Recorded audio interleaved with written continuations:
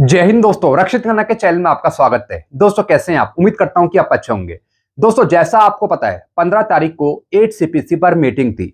शिव गोपाल मिश्रा जी ने अपने टीम्स के मेंबर के साथ 8 सीपीसी पर मीटिंग करी और हमें इंतजार था कि इस मीटिंग में क्या हुआ, इसके पॉइंट कब निकल के आएंगे। तो दोस्तों फाइनली शिव गोपाल मिश्रा जी के द्वारा लेटर जारी कर दिया गया है कि मीटिंग में क्या क्या हुआ 8 सीपीसी पर। जैसा कि दोस्तों आप पीछे थंबनेल में देख रहे हैं, आ गए 8 सीपीसी की हुई मीटिंग के नोट्स। जेसीएम ने जारी कर दिए पॉइंट। Fitness factor 2.86। क्या 8 सीपीसी में आपको फिटनेस फैक्टर 2.86 मिलेगा? फिटनेस फैक्टर पर भी बातचीत हुई इस मीटिंग में। साथ ही साथ टर्म ऑफ रेफरेंस के बारे में भी बातचीत हुई। जो भारत सरकार ने टर्म ऑफ रेफरेंस जारी करे थे तो उस पर भी बातचीत हुई इस मीटिंग में। सारे पॉइंट निकल के आ गए हैं कि इस मीटिंग में क्या क्या हुआ। ये सारी जानकारी मैं आपको देने वाला हूं। वीडियो में आगे बढ़ने से पहले एक छोटी सी अपील मैं करूंगा, और अपील है चैनल सब्सक्राइब की। देखने में आया है कई ऐसे पेंशनर्स हैं जो वीडियो तो देख रहे हैं लेकिन अभी तक उन्होंने चैनल को सब्सक्राइब नहीं किया। ऐसे कितने पेंशनर्स हैं? 34%।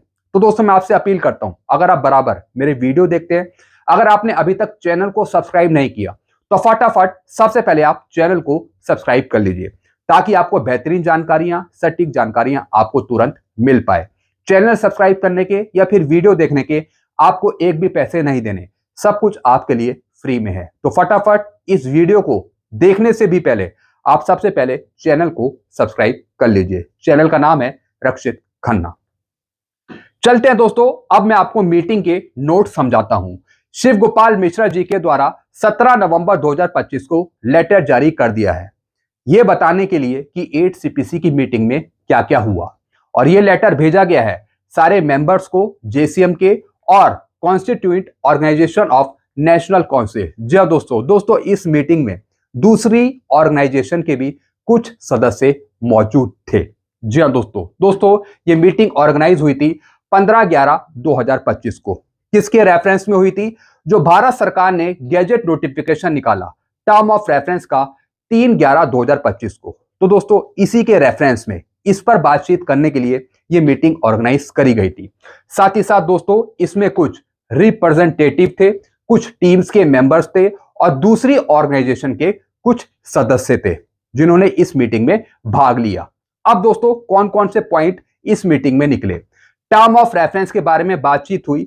साथ ही साथ दोस्तों जो भारत सरकार ने एक लाइन लिखी टर्म ऑफ रेफरेंस में, यानी unfunded cost of non contributory pension scheme. जी हाँ दोस्तों इसका विरोध हुआ टीम्स के मेंबर्स के द्वारा।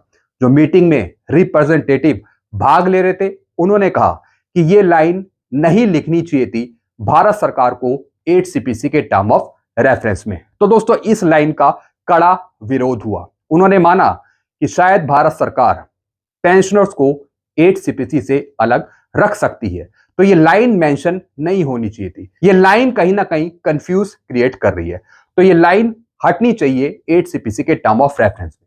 फिर दोस्तों आगे क्या लिखा है? All the constituent organisation will be requested to forward their views and input with regard to the following topic for preparation of the memorandum to be submitted to the 8 CPC by the staff side of national council. जी हाँ दोस्तों, फिर दोस्तों शिव गोपाल मिश्रा जी ने, JCM ने दूसरी organisation से request करी कि आपको अपने इनपुट्स देने हैं 8 सीपीसी पर, ताकि हम उस पर एक मेमोरेंडम बना सके और फिर वो हम पे कमीशन को सौंप सके। तो दोस्तों शिव गोपाल मिश्रा जी ने और जेसीएम ने डिमांड करी है कि जो दूसरे ऑर्गेनाइजेशन के सदस्य हैं जो बैठे हैं वो अपने इनपुट्स दीजिए 8 सीपीसी पर। अब दोस्तों कौन कौन से इनपुट्स मांगे हैं दूसरी ऑर्गेनाइजेशन से वो यहां पे लिखे हैं। जी हाँ दोस्तों जो दूसरी ऑर्गेनाइजेशन है वो अपने इनपुट्स देगी जेसीएम को, तब जेसीएम एक पूरा मेमोरेंडम बनाएगा, पूरा एक लेटर बनाएगा, तब वो आगे चलकर पे कमीशन को सौंपेगा, भारत सरकार को सौंपेगा, ताकि जो आपकी मांगे हैं वो 8 सीपीसी में पूरी हो सके। अब दोस्तों यहां पे देखिए, पहला यहां पे पॉइंट है fixation of minimum wages with full justification like calories required for a adult. जिस बेस पर मिनिमम पे निकाली जाती है, जिस बेस पर मिनिमम पे का कैलकुलेशन होता है मिनिमम वेज के आधार पे या फिर प्राइस पर यूनिट के हिसाब से, तो उसके कुछ इनपुट दिए जाएं। फिर fitment factor for the existing employ, जी हाँ दोस्तों, जो एग्जिस्टिंग एम्प्लॉय हैं उनका जो फिटमेंट फैक्टर है उसके कुछ इनपुट दिए जाएं। फिर fixation of the highest salary, किस तरीके से हाईएस्ट सैलरी डिसाइड करी जाती है, उसका क्या फिक्सेशन है, उसका क्या चीज है, तो उसके भी कुछ इनपुट दिए जाएं। फिर पे स्ट्रक्चर के इनपुट दिए जाएं, एनुअल इंक्रीमेंट के इनपुट दिए जाएं, एमएससीपी के, प्रमोशन के, किस तरीके से उस पर पे फिक्स होती है, उसके इनपुट दिए जाएं। फिर date of effect of the recommendation of the pay commission, pay commission की डेट की क्या सिफारिशें हैं कि वो कब से लागू होता है, तो उसके भी कुछ इनपुट दिए जाएं, उसका कुछ डाटा दिया जाए ताकि फिर जेसीएम उस पे एक ऑफिस मेमोरेंडम बनाए। फिर revision of special pay granted to different category, different category को जो स्पेशल पे ग्रांट करी जाती है उसका जो रिवीजन होता है उसका भी कुछ स्ट्रक्चर दिया जाए। फिर issue pertaining to common category in central government like artisan, clerical, ministerial staff, store keeping staff, जो दूसरे स्टाफ्स हैं, जो दूसरे सिविल स्टाफ्स हैं, तो दोस्तों उससे जुड़ी भी कुछ चीजें प्रस्तुत करी जाएं, कुछ इनपुट दिए जाएं। फिर क्लासिफिकेशन ऑफ पोस्ट, किस तरीके से पोस्ट का क्लासिफिकेशन होता है तो उसकी डिटेल्स दी जाए। फिर ग्रामीण डाक सेवक, उससे जुड़ी कुछ चीजें दी जाएं। फिर transport allowance, allowance and advances, deputation duty allowance, travelling allowance, फिर children education allowance, daily allowance, overtime allowance, risk allowance, यानी इन सब चीज पर इनपुट दिए जाए, ये रिक्वेस्ट करी है जेसीएम ने दूसरी ऑर्गेनाइजेशन के सदस्यों से। फिर night duty allowance, patient care allowance, special allowance, all type of advance, housing facilities including HBA, house rent allowance, promotion policy, leave related issue, leave travel, women employ, फिर compassionate ground appointment, bonus, parity between central secretariat, transfer policy, restoration of old pension scheme से जुड़े कुछ चीजें दी जाएं। फिर revision of pension of all pre 1/1/2026 से पहले आए पेंशनर्स की पेंशन रिवाइज करना, या फिर ग्रेजुएटी, कम्यूटेशन, फैमिली पेंशन, इससे जुड़े इनपुट देना। Effective functioning of JCM scheme all levels and grievance redressal machinery, miscellaneous item. जी हाँ दोस्तों, तो दोस्तों ये पॉइंट गिना दिए, इस मीटिंग में ये पॉइंट गिना दिए कि जो दूसरी ऑर्गेनाइजेशन है उनको इनपुट्स देने हैं इन चीजों पर इनपुट देने हैं। तब जेसीएम शिव गोपाल मिश्रा जी एक मेमोरेंडम बनाएंगे, एक पूरा खांचा तैयार करेंगे, लेटर तैयार करेंगे, और फिर वो आगे चलकर पे कमीशन को सौंपेंगे, सरकार को सौंपेंगे, ताकि फिर पे कमीशन इन चीजों पर काम करे। तो दोस्तों पहली चीज तो ये डिस्कस हुई इस मीटिंग में। फिर दोस्तों आगे क्या लिखा है, all the constituent organisation are requested to submit their views with supporting document. जो ये ऊपर पॉइंट लिखे हैं इस पर तमाम ऑर्गेनाइजेशन को, जो दूसरी ऑर्गेनाइजेशन है वो अपने इनपुट देगी। कब तक देगी? 15/12/2025 से पहले, 15 दिसंबर 2025 से पहले, या फिर 15/12/2025 तक जो दूसरी ऑर्गेनाइजेशन है वो इन पॉइंट पर अपने इनपुट देगी। वो भी कुछ डॉक्यूमेंट्स के साथ, कुछ नोट्स हैं, डॉक्यूमेंट्स हैं, वो ऑर्गेनाइजेशन इनको देगी। अब दोस्तों जो ये इनपुट्स हैं या तो मेल करा जाए, ये मेल आईडी दी है जेसीएम की, इस पर मेल कर दिया जाए, या फिर स्पीड पोस्ट के थ्रू भेजा जाए। तो दोस्तों ये इन्होंने यहां पे सबसे पहला पॉइंट बताया है कि हमने इनपुट्स मांगे हैं दूसरी ऑर्गेनाइजेशन से, जो दूसरी फेडरेशन है उनसे इनपुट मांगे हैं, जो ये ऊपर पॉइंट मैंने आपको बताए हैं। तो दोस्तों 15/12/2025 तक, उससे पहले ये इनपुट देने होंगे जेसीएम को, ताकि जेसीएम मेमोरेंडम बना सके और फिर वो पे कमीशन को सौंपे। फिर क्या लिखा है, after the staff side of the national council JCM finalise its reports memorandum on the above mention common service matter of central government employ. दोस्तों ये रिक्वेस्ट करी है जेसीएम ने, जी हाँ दोस्तों ये रिक्वेस्ट करी है जेसीएम ने ऑर्गेनाइजेशन से कि वो अपने इनपुट दीजिए, जो ये ऊपर पॉइंट लिखे गए हैं, ताकि दोस्तों एक रिपोर्ट मेमोरेंडम बनाया जा सके जेसीएम के द्वारा, और फिर दोस्तों वो पे कमीशन को सौंपा जाए। और दोस्तों ये सारी चीजें जुड़ी हैं सेंट्रल गवर्नमेंट के एम्प्लॉय या फिर पेंशनर्स से। अब दोस्तों यहाँ पर तमाम ऑर्गेनाइजेशंस के कुछ सदस्य हैं जिनको नॉमिनेट किया जाएगा ड्राफ्टिंग कमेटी के लिए। जी हाँ दोस्तों, जो पॉइंट्स ड्राफ्ट करेंगे उनके नाम नीचे लिखे हुए हैं। अब दोस्तों यहाँ पे रिप्रेजेंटेटिव हैं अलग अलग ऑर्गेनाइजेशन के। जी हाँ दोस्तों, जैसा आपको पता है अलग अलग ऑर्गेनाइजेशंस हैं जो अलग अलग लेटर देती रहती हैं, कभी भारत सरकार को, कभी वित्त मंत्रालय को। आपने इससे पहले देखा एक ऑर्गेनाइजेशन थी जिसका नाम था दोस्तों AIDEF या फिर AIRF। इनके द्वारा 8CPC पर कई लेटर दिए गए। हालांकि दोस्तों ये जितनी भी ऑर्गेनाइजेशंस हैं ये पेंशनर्स और कर्मचारियों के फेवर में ही बात करते हैं। जो मुद्दे हैं पेंशनर से कर्मचारियों के, ये मुद्दे उठाते रहते हैं ये डिफरेंट ऑर्गेनाइजेशन। अब दोस्तों यहाँ पे देखिए, यहाँ पे ये तमाम ऑर्गेनाइजेशंस हैं जो पेंशनर्स और कर्मचारियों के फेवर में बात करते हैं। जैसे कि दोस्तों AIRF रेलवे की फेडरेशन हो गई, या फिर दोस्तों कोई यूनियन कर्मचारी की कोई फेडरेशन हो गई, या फिर कोई एम्प्लॉय फेडरेशन हो गई।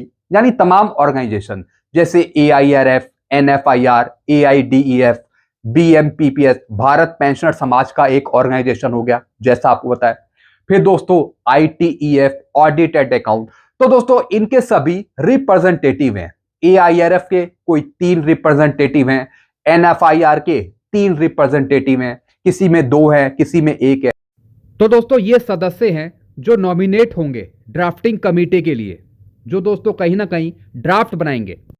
फिर क्या लिखा है, the respective organisation may nominate their staff side members on or before 25/11/2025। जी हाँ दोस्तों, तो दोस्तों 25/11/2025 तक या फिर उससे पहले जो ऑर्गेनाइजेशन है उनके सदस्यों को नॉमिनेट किया जाएगा स्टाफ साइड मेंबर्स के लिए। जी हाँ दोस्तों, तो दोस्तों जो दूसरी ऑर्गेनाइजेशन है, जो दूसरे सदस्य हैं, वो भी कहीं ना कहीं जुड़े हैं JCM से। क्योंकि दोस्तों चाहे ARIF का कोई संगठन हो या फिर कोई दूसरा संगठन हो, सबकी डिमांड लगभग मिलती जुलती है। खाली ऑर्गेनाइजेशन और सदस्य अलग अलग हैं, लेकिन मांग सबकी एक जैसी लगती है। तो दोस्तों एक तो ये लेटर लिखा शिव गोपाल मिश्रा जी ने, जो ऑर्गेनाइजेशंस हैं उनको बोला है कि आप इन आइटम्स पर अपने नोट्स भेजिए, इनपुट भेजिए। तो दोस्तों इस पर फिर शिव गोपाल मिश्रा जी JCM फिर एक मेमोरेंडम तैयार करेगा और भेजेगा फिर वो पे कमीशन को।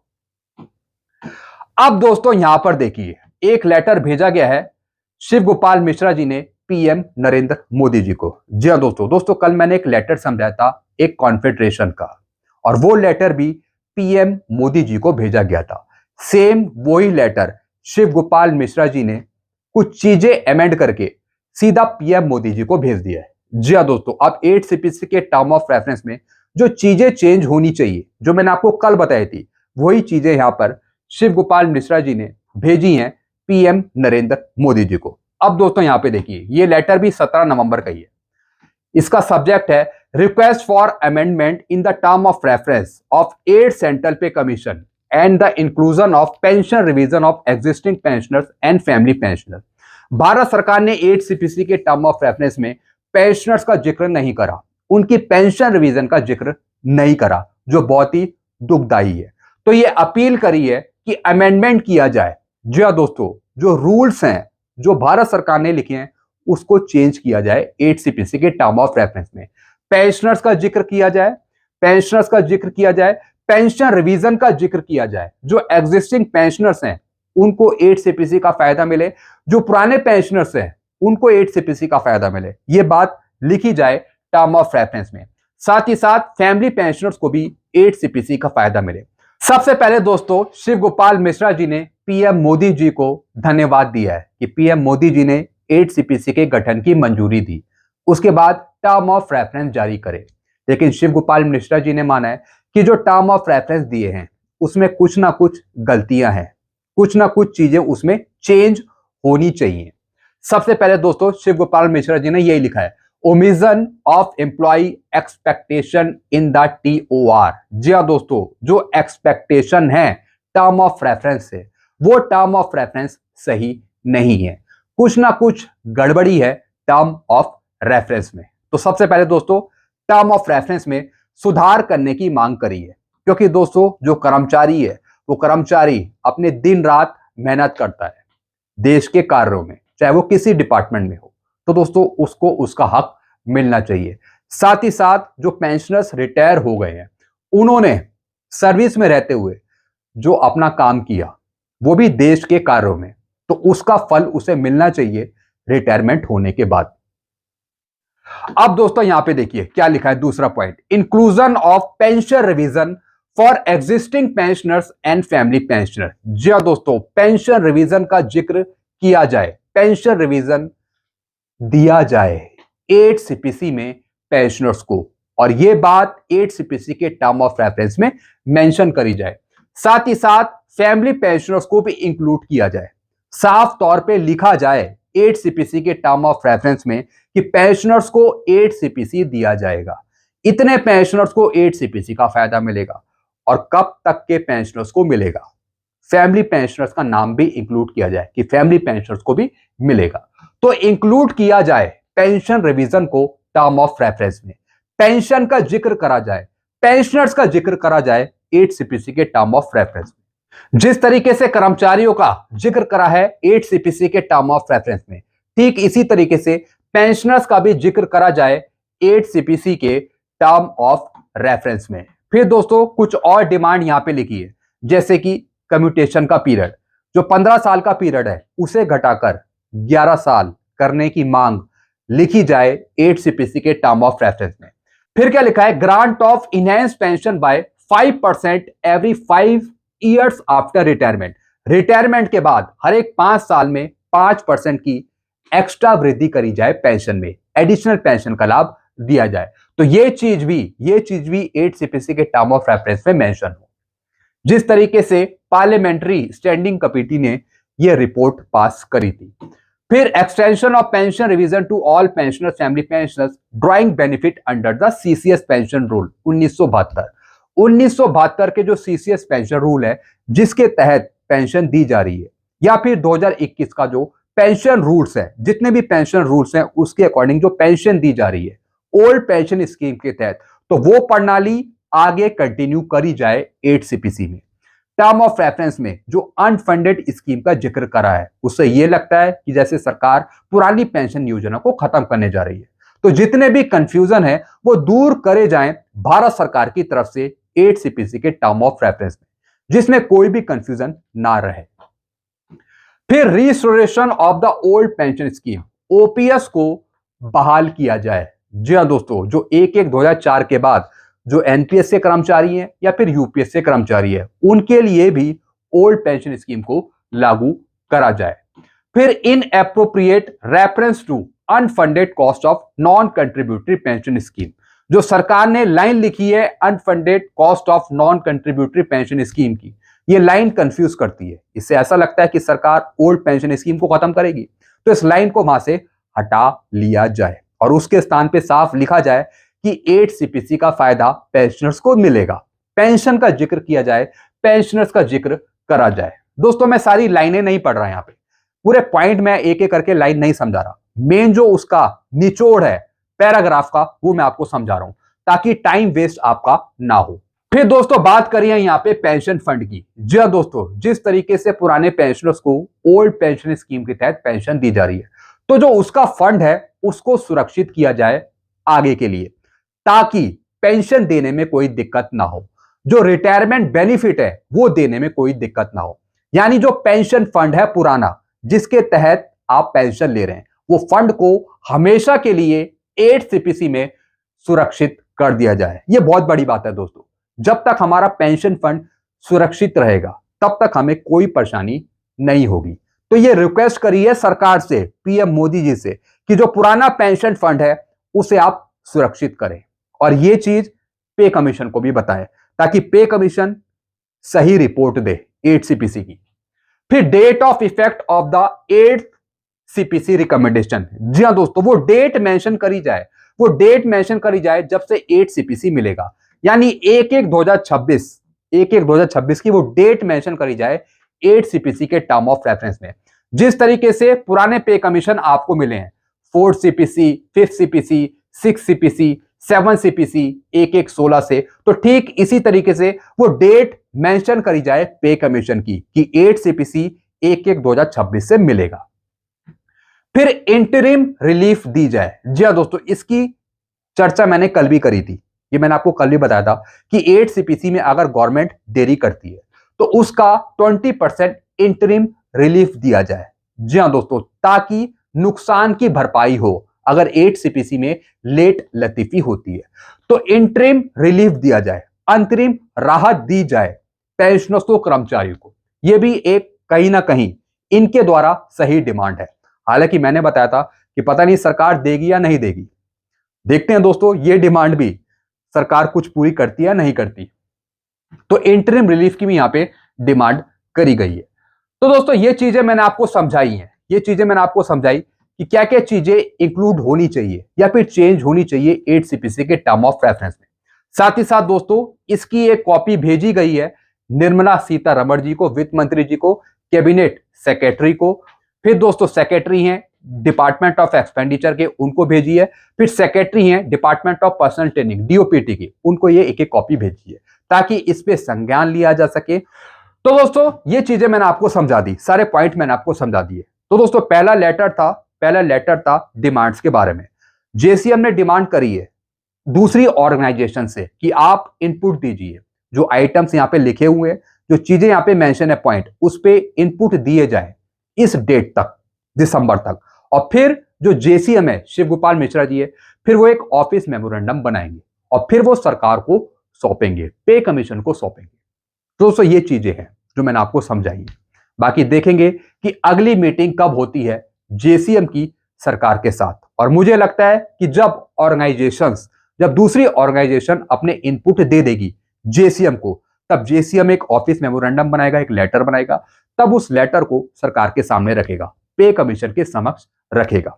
तब दोस्तों मीटिंग हो सकती है सरकार के साथ आगे चलकर, जब जेसीएम वो ऑफिस मेमोरेंडम सौंपेगा सरकार को खुद। देखेंगे दोस्तों आगे क्या होता है। तो दोस्तों, ये चीजें थी जो मैंने आपको समझाई, जो 15 तारीख को हुई मीटिंग में ये चीजें डिस्कस हुई हैं, जो मैंने आपको समझाई है। बाकी आपके अपने विचार क्या है, सुझाव क्या है, आप नीचे कमेंट कर सकते हैं। ऐसी जानकारी आपको बराबर मिलती रहेगी। कुछ और पूछना तो आप नीचे कमेंट कर सकते हैं। वीडियो को शेयर करना मत भूलिएगा। अगर आप वीडियो को शेयर करते हैं तो दोस्तों फिर जानकारियां दूसरों को भी मिल पाती है। तो वीडियो को शेयर करें और चैनल को सब्सक्राइब करना मत भूलेगा। जी हाँ दोस्तों, बार बार मैं आपको बोलता हूं कि चैनल को सब्सक्राइब जरूर करें ताकि आपको बेहतरीन जानकारियां टाइम पर मिल पाए। Thank you so much.